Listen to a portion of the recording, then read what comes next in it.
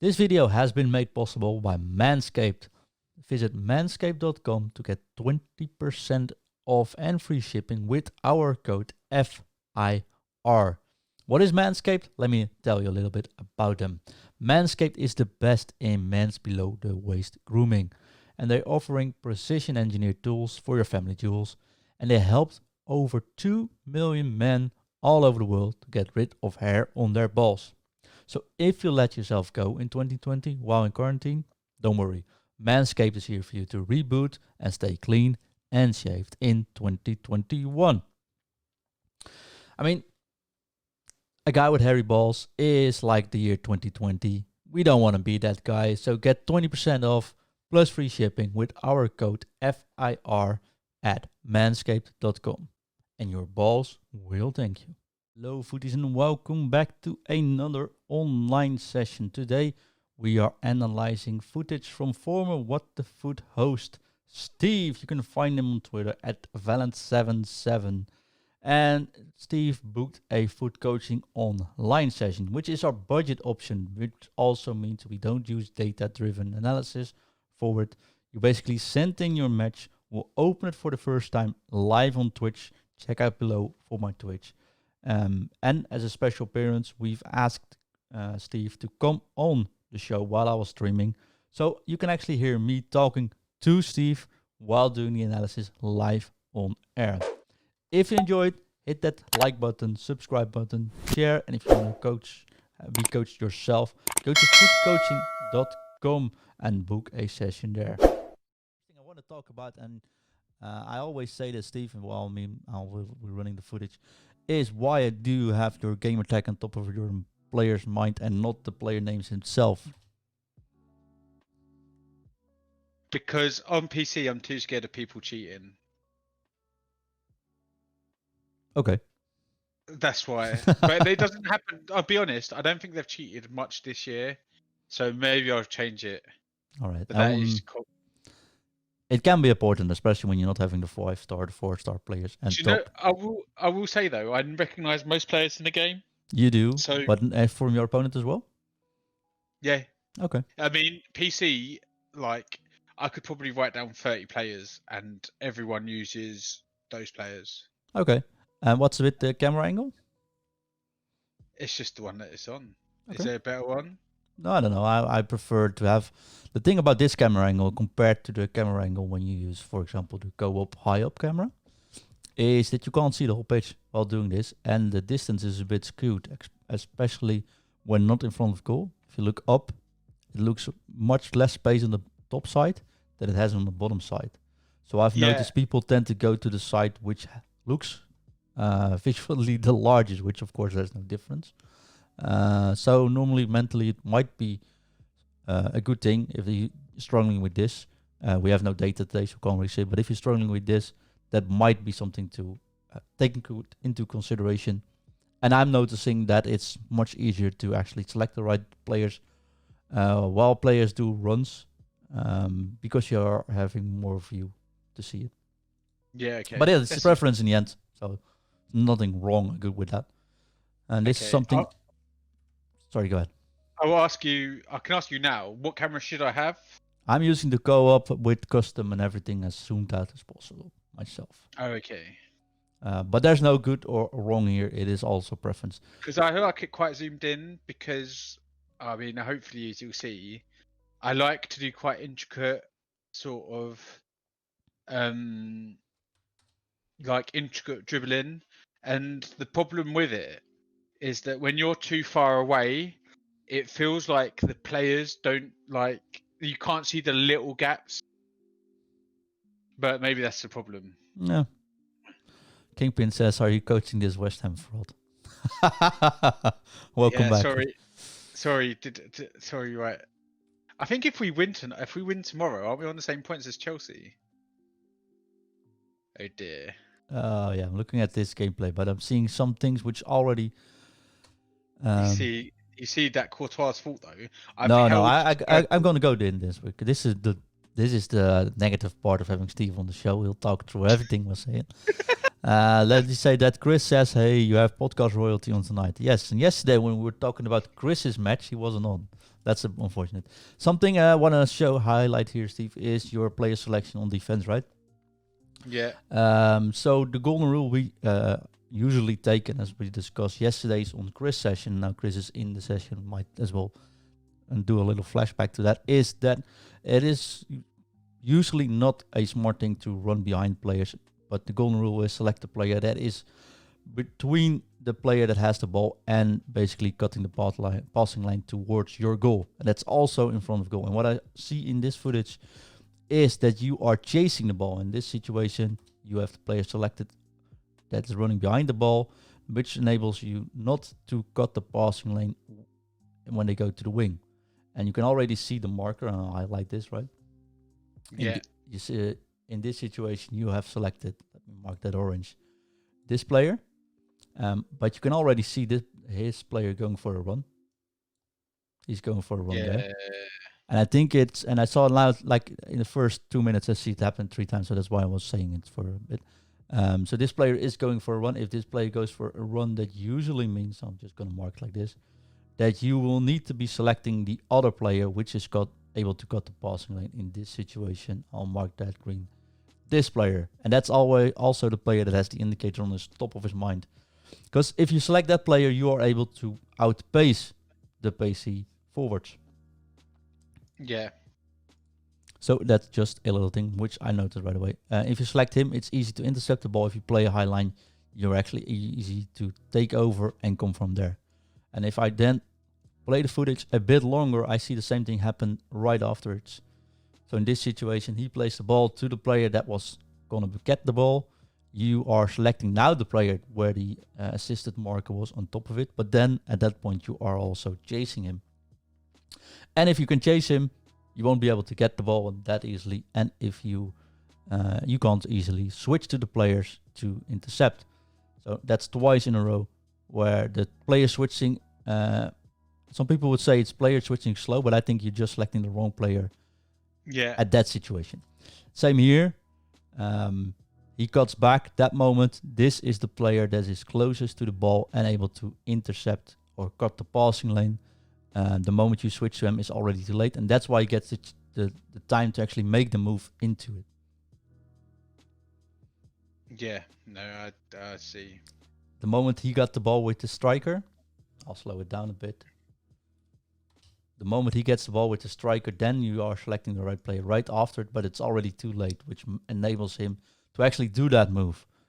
So that might be something. I saw it right away, but like here, he plays the ball, switching, then you switch. It's too late. You should right stick switch to him. But now you see he's able to make that turn already. He could have taken that first shot as well. It would have gone in. Of course, Courtois does look a bit silly here, but the fact of the matter was, if you would select the proper player, you'd probably be able to not allow him to make that turn in the first place. If he wasn't able to make that turn, you wouldn't even get a shot in. And that's player switching over. So yeah, cool. I get that. You're probably going to see a lot of that for the rest probably, of the if I see it in the first 5 minutes, probably see it happen a bit more.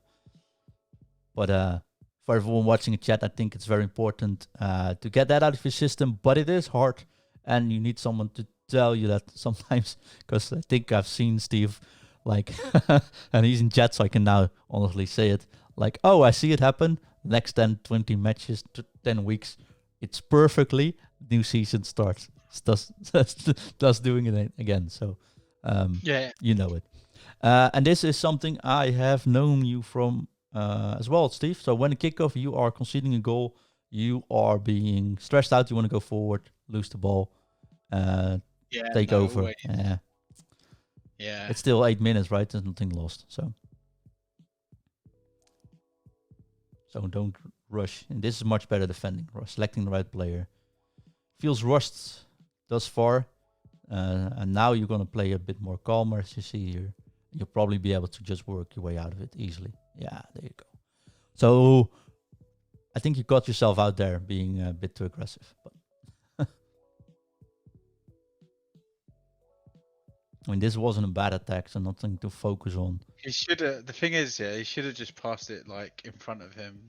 So yeah, did you pass with your through ball or with your regular pass? Through ball. Through ball's a horrible one here. Yeah, so let me. Kingpin says, was he jogging when he controlled the central defender as he got done by the half drag back? He was jogging, but that ain't the problem. The problem was that he already could have got him out the first time before he got there by selecting that player and then shielding or jogging and push him off the ball. The moment you got like a meter of space, it's really hard to catch up, especially when he's that close to goal. And then, I mean, with the good players, it's able to get that done. So about through balls, Steve, and everyone watching in chat, through balls are good when you play like a 4-4-2. You go from your midfield up to your strikers. But when your strikers both do the 1-2s, it's much better to just play a regular pass in front of him because it's automatically assisted to not to go too far from the striker. Okay. So when you get with 2 strikers, I think you're playing 4-2-2, so you have 2 strikers. It's usually better to just do the regular pass or the walk and run, right? You know how that goes? The pass and run? Oh, what the I don't use it, but yeah, I know what you mean. Okay, that would be probably the easiest way to do the 1-2s, much more efficient without taking the risk. He switched it. So this is an example of, let me just roll this back. So we talked about selecting the right central defender or the right defender, right? Steve, here you did it as well, and I'll let you show the results, what happened then. He did it right, the correct way. So I knew you could do it. So this wasn't the right play to select, but the moment he got the ball here. Chris, thank you very much for that. So, the moment he placed the ball here, you already switched to your central defender.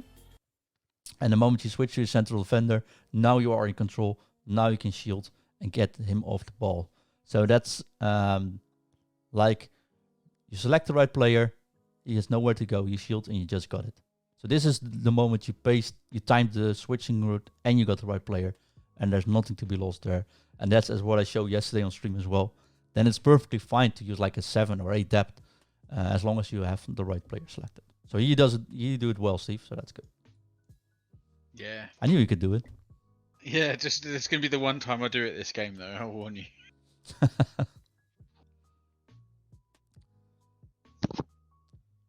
So what else are we noticing? I'm noticing you're getting a bit more patient now, which gives you more control, which probably helps with 4-2-2.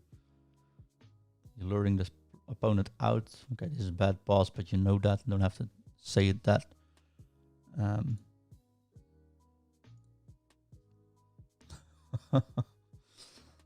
So if you have any questions, let me know, right?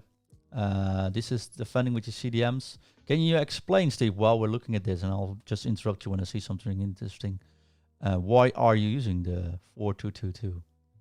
So 4-2-2-2. So I used to play 4-4-2, and I found that in attack, my wing backs or the wingers, so left midfield and right midfield, they were always like not in the right. They were too wide to be in a good attacking position, and they were too far back to be in like dangerous at all.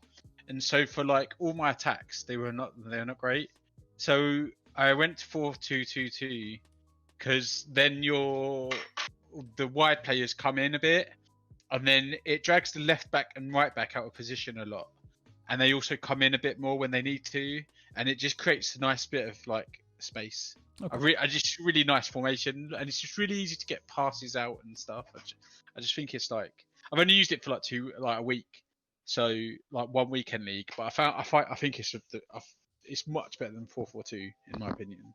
Like you need 2 defensive midfielders, you need 2 strikers. I don't agree. I don't agree with you, but I get why you do it. Let's put it like that. Oh, not defensive midfielders. Like, I have 2 centre ones, and one is a defensive one, and one is an attacking one. So like Talisca is going everywhere. Do you know what I mean? Like he attacks and he drag him back. Right. So this is one thing I want to highlight. Are you playing your strikers on getting behind? Yes, both of them. Awesome. Are you using dynamic runs? You mean L1 and R1? Yes. Yeah. Are you using dynamic runs while flicking your right stick? No. I thought so. Let's have a quick look at this situation. So one of the strikers with Nego gets the ball, and you see Royce. I think it's Royce. I'm not quite sure what it looks like. No, it's Alessandrini. Alessandrini. You see him. You're playing black and yellow, so that's why. But you see him coming run up in a straight line, which is either he's getting behind or Steve made that trigger himself. In this case, I'm pretty sure it was on getting behind. But they are going for a straight run, as you can see here. And he takes a shot. I think the shot is a bit far out. That's not the thing I wanted to discuss. But I wanted to show you the strength of dynamic runs, right? And then, I mean, the manual runs. Because if you have a look at this situation, I'll freeze frame here. And I'll get the footage here. So maybe in chat you don't know. Steve, I'm pretty sure you do know, but I'll just gonna explain it once more. If you use the L1, you go for a long run. You go for the R1, you go for a short run, a return run. That's the L for long and the R for return. This FIFA is a new function that if you do the run and flick your right stick to a certain position, the player that's going for the run will go towards that position you flick the right stick to. And that is a real strength, especially in counter-attack, Steve, which I think in the 4-2-2-2 you will have plenty. So that's something you might be able to practice on. In this situation, you see the Alessandrini running up. With Tornado get the ball, and that leaves for a couple of options. Basically, if you use the L1 player, the L1 run, and you would flick the ball up, he would be going more into a crossing position for you. Basically bypassing the central defender that is now covering the run. Is that why the runs are so stupid on this game? Because you're meant to control them yourself? You're not meant to, but it certainly helps if you do. Yeah, I found that the runs are stupid, and do you know, to be honest, I didn't really know that it was a thing. I heard about it, but I didn't know if it was usable. It is very much usable, especially. So normally he would do the straight run. If you if you flick the right stick, for example, around 1 or 2 o'clock, it would make him run up, and the other way around. If you make him like, 5 o'clock, you will make him run down. But the thing is, it works for more as well. So if you flick it down, he will go over there, which probably drags his central defender out down here, right? Yeah. That way you have options to either cut in yourself and you're 2 versus 1, or if you use the L1 again, you can actually trigger more runs for more people to come into the box. That's something you got to practice, because I think the smartest move when you go up like this in the counter-attacks, which the 4-2-2 is really strong in. And I'll see Kingpin matches, and I'll be right with the Kingpin. But you got options like this. You only want to do one thing. You want to get that central defender out of the way. This dude over here has to go. Either is going to go up, covering this striker, and you have a free pass on goal, or he's going to get towards you and then go the ball up and go for the cross with the player that's open, right? And this situation is something that will happen in the 4-2-2 a lot. Basically, because that's also the strength. You come from the white camps, you cut in, this option will very much happen. So that's why I'll see your message, Crazy Trader. I'll be right back. I'll be right with you. So in this situation, Steve, I would also recommend, if you see players running up, they always go in a straight line. Just flick the right stick up, and the Kingpin says sometimes it's inconsistent. It is definitely, I think it's very practicable and very trainable if you just try at it. You have to be fast. So basically what you do, you click it and you flick it. And it has to be this fast. I don't know if you guys can see it. Basically like this. And you only have to trigger it once. So you press the L1 button once. He will go up. And what you're hoping for, Steve, is actually that central defender will come with him. But he has to choose that way. He either goes up with him. Oh, let me take the right position. Either has to go up with him, which makes you run into goal, or he has to come from you, but that way you can actually cross. But basically in this game, if you're 2 versus 1 with this amount of space, you should at least get a 100% chance on goal in. So. Yeah. And I'll show you also, I think this shot is a bit too far. So click RS, then flick RS. No, you click the LB button or the L1 button. So L1 is a long run, R1 is a return run towards you. You click the L1, you flick the right stick. I noticed that since I got Butcher Grey now, I've become lazy with shooting. So, I saw you. Example, if I had Teixeira, I'd have ran straight into as close as I could. But because 80% of the time he scores from there when he's open, I will just take the shot. And I noticed in weekend league actually, I was taking dumb shots a lot, because he scores them sometimes, and sometimes it's good, but sometimes it's bad. And I noticed it thingy, and I just noticed that, and I think that was one of the situations where I did that.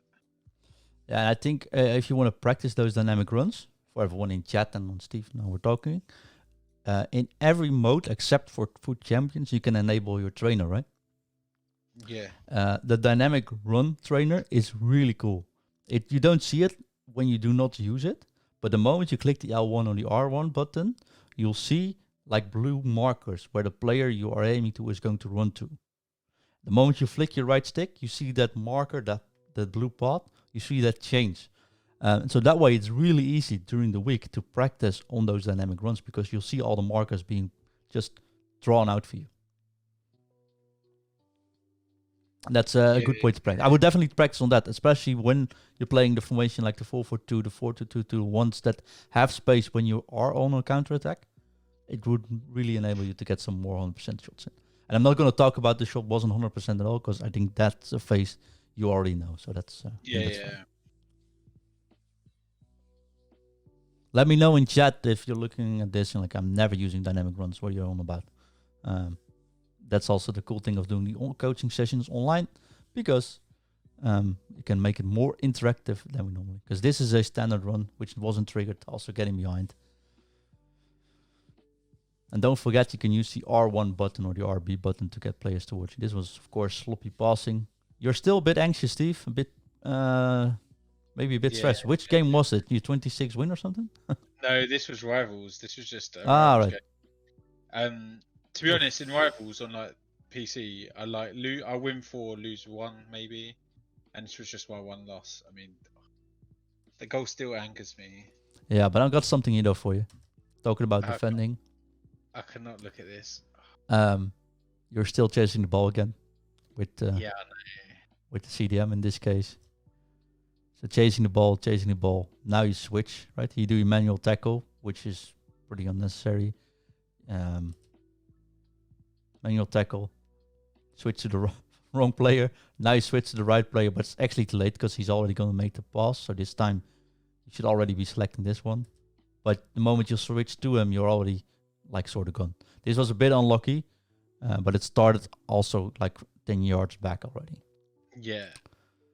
So yeah, it sucked that the goal went in, but it was a good chance he created himself, also because you stepped out. So don't blame the game. Don't blame the game on this one. Also, I see a lot of you stepping in though now, so you were getting like real. I'm not saying you're getting stressed, but you're definitely stepping in out of frustration, a bit more aggressive. Yeah. And I mean, if you're playing this far up, playing this aggressive with 4-2-2-2, just play the 4-4-2 then. Put those guys up instead of 2 CDMs. Yeah. I was angry. I'm still angry. That goal. I can hear it. That goal is still pissed me off. Like, it's the way that Courtois just sits down.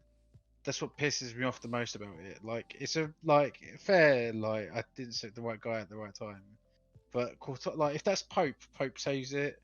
Yeah, but that's also the problem, right? I see many people developing like not bad habit, but worse habits on defense. Because they are saved by the proper defense or the goalkeeper, which is overpowered or lucky save, you name it. Here you selected the right player and you just got it. So, but I think that also makes sure people are being.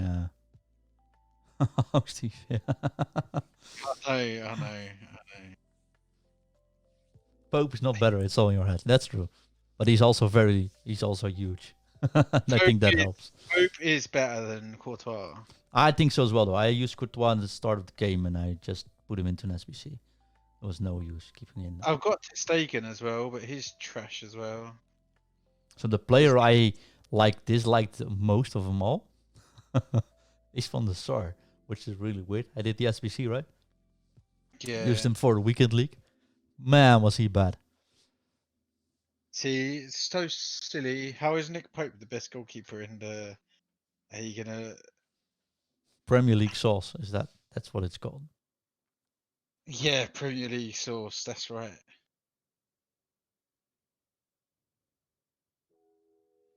What Do can you we know say? what? I do not know if I changed my formation. This looks still like a 4-2-2-2, quite honestly. Yeah, it will. It is at the moment, but I can't remember if I changed it ever. Because I looked at his formation and he was 4-2-2-2. So I think I might have stayed.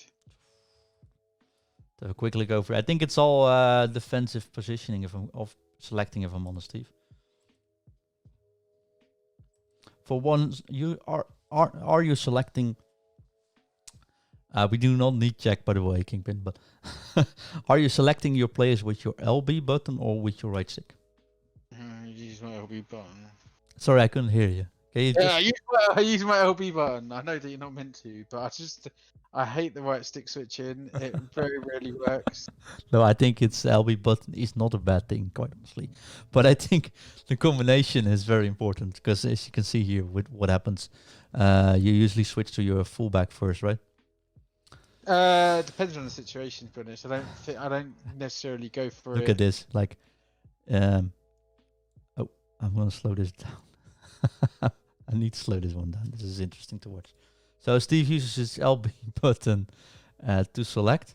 I never go to the fucking stick one it's meant to, by the way. No, but it's, I mean that's fine. But I want to show you something with your left stick foot. So the LB button, usually the player that has the indicator above his head, is switched to when you use the LB button, right? So in this situation, this is the player you selected. If you press LB, this would be the player you will guard. In this situation, it does make zero sense to use the LB button, but hey, that's another thing. I want to show you what happens with your central defender when you start to switch. You go to this one. This is fine, right? This is a good player to select. He passed the ball. You can't cover it. The moment you see the ball passed, you have selected the right player.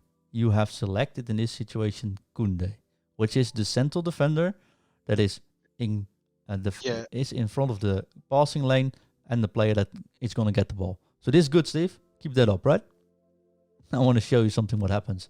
You don't press LB once, you press LB 3 times out of, I think it's a bit, I don't know. Let's talk about it.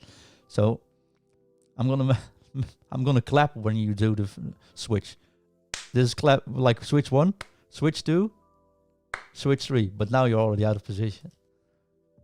And you selected the proper play in the first place. So this is maybe inexperience, maybe uncertainty about which player you would be selecting. But what happens is if you would take my controller near your microphone, he plays the ball and you do this.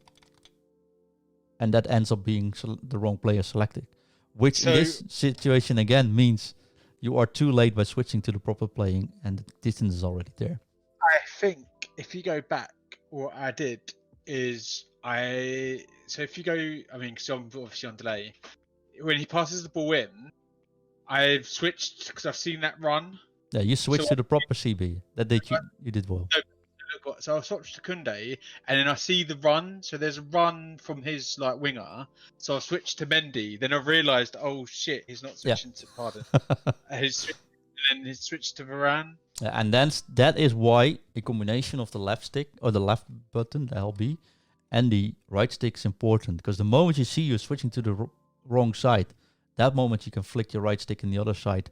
And if you can get the hang of that, you will be selecting the right defender, trying to correct it. Your thumb is probably not even on the right stick, so there's no way you can actually manage that. So you go clicking the LB, hoping to select the right player. Okay, I'll try that. And Courtois didn't do well there. I totally agree, but once again, it's the same proper place we're heading into. So 3 goals are Courtois' fault. We heard John say it. 3 goals are too late switching with the wrong player, and then Courtois finishes the job. Maybe that's how he should say it. What I'm hearing is Ben Courtois, and then I think I scored an AIDS goal here as well. Or maybe not. Maybe I dreamt that I scored. Oh no. And this is also, folks, you can switch your goalkeeper, like Steve says. I'll switch out Ben Courtois, Or you could go to FUTcoaching.com, get some coaching, and get better with the team you currently have. So. Yeah, we'll see how he is next week. The weird thing is, I see less frustration now. You just conceded your third one than you did with the first two. I think I just accepted that I just need to score goals, and because it's it's like the rivals. It's because it's rivals, you have to score goals, don't you? Because you've only got a certain amount of allotted games. So I was just like, oh well, like the game is finished now. It's just got to be sensible and try and score as many goals as I can to keep the points up.